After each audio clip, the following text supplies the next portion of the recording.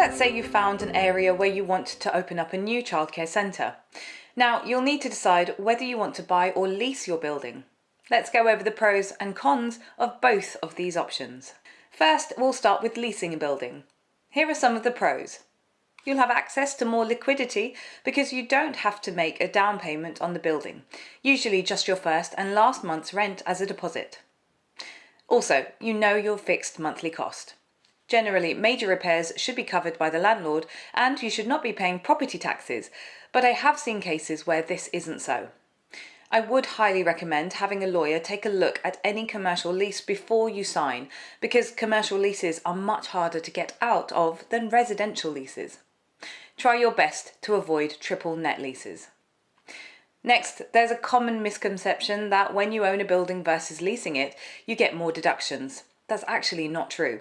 You get more tax breaks for property expenses when you lease because your rent is 100% deductible, as opposed to a mortgage in which your principal payment is not deductible.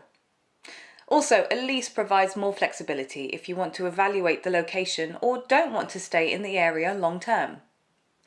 Plus, you'll have a faster turnaround time to get into the building because you're not going through a loan process.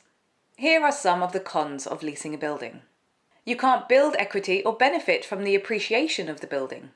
You won't be able to collect passive income. And you often have little to no control over the space. Now let's look at owning a building.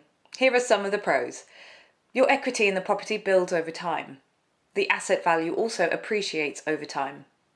You have the potential to earn rental income if you own the property. And you can also get tax breaks for interest, depreciation, and non-mortgage expenses. Plus, you maintain control of the property. Here are some of the cons. You'll be responsible for the upfront down payment, which is obviously a huge expense. You might run into difficulty qualifying for financing. You may also be responsible for prepayment penalties on loans. And there's always the potential for the loss of liquidity or capital.